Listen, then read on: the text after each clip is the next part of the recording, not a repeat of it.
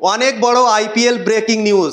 সঞ্জু স্যামসনের পর রবিচন্দ্রন আশ্বিনও নাকি চেন্নাই সুপার কিংসের কর্তৃপক্ষকে বলে দিয়েছে কি আমাকে আপনারা রিলিজ করে দেন, আইপিএল 2026 সালে আমাকে আপনারা রিটেন করিয়েন না, আমাকে দলে রাখিয়েন না।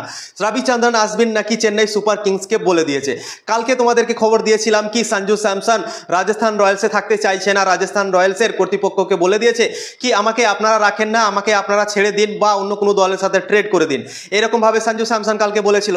এবং আজকে ভাই অনেক বড় ব্রেকিং নিউজ, রবিচন্দ্রন আশ্বিনও নাকি চেন্নাই সুপার কিংসে থাকতে চাইছে না আইপিএল 2026 সালে। চেন্নাই সুপার কিংসকে নাকি সে বলে দিয়েছে কি আমাকে আপনারা ছেড়ে দিন, রিলিজ করে দিন। তার মানে তোমরা বুঝতে পারছো রবিচন্দ্রন আশ্বিন হয়তো অন্য কোনো দলের সঙ্গে কন্ট্যাক্ট করে নিয়েছে এবং কথাবার্তা হয়ে গেছে তাদের কি তুমি অকশনে এসো, তোমাকে আমি নিতে চাই। তো এরকম ভাবে হতে পারে, তাই জন্যই রবিচন্দ্রন আশ্বিন হয়তো চেন্নাই সুপার কিংসের কর্তৃপক্ষকে বলে দিয়েছে কি আমাকে আপনারা রিলিজ করে দেন, আমি অকশনে যেতে চাই। কেননা আইপিএল 2025 সালে চেন্নাই সুপার কিংসের দল থেকে খুবই খারাপ পারফরমেন্স করেছিল রবিচন্দ্রন আশ্বিন।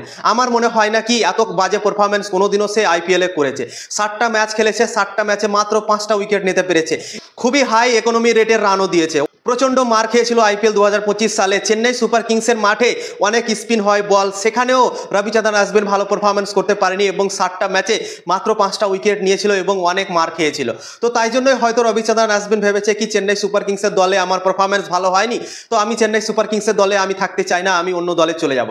তো হয়তো রবিচন্দ্রন আশ্বিনের কাছে কোনো দলের অফার এসছে এবং বলেছে রবিচন্দ্রন আশ্বিনকে কি তুমি অকশনে এসো, অকশনে যদি তুমি আসো তাহলে আমরা তোমাকে অবশ্যই দলে নেব। তো রবিচন্দ্রন আশ্বিনের সঙ্গে হয়তো এভাবে আলোচনা হয়েছে কোনো দলের।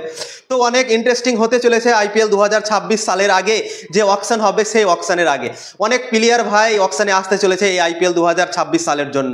সঞ্জু স্যামসন তো অবশ্যই আসতে পারে, সঞ্জু স্যামসনের নিউজ চলে এসছে। হয় সে ট্রেড হয়ে অন্য দলে চলে যাবে, না তো অকশনে আসবে। দুটো অপশন আছে সঞ্জু স্যামসনের কাছে। এবং রবিচন্দ্রন আশ্বিনও চেন্নাই সুপার কিংসকে বলে দিয়েছে কি চেন্নাই আমি থাকতে চাই না, তো সেও অকশনে আসবে। তো অনেক বড় বড় প্লেয়ার আসতে পারে এই আইপিএল 2025 সালের অকশনে। এখন তো শুধু দুটো প্লেয়ারের খবর আমরা পেলাম, সঞ্জু স্যামসন আর রবিচন্দ্রন আশ্বিনের। আস্তে আস্তে দেখো কত খবর আসবে এবং অনেক বড় বড় প্লেয়াররাও অকশনে যেতে চাইবে এবং বলবে কি না আমি অন্য দলে চলে যাব। তো অনেক খবর এখনো বাকি আছে, ডিসেম্বর মাসে হবে নিলাম এবং সেই নিলামের আগে কিন্তু অনেক প্লেয়ার হয়তো অকশনে যেতে পারে এবং অনেক বড় বড় ব্রেকিং নিউজ আমরা পেতে পারি আইপিএল নিলামের আগে।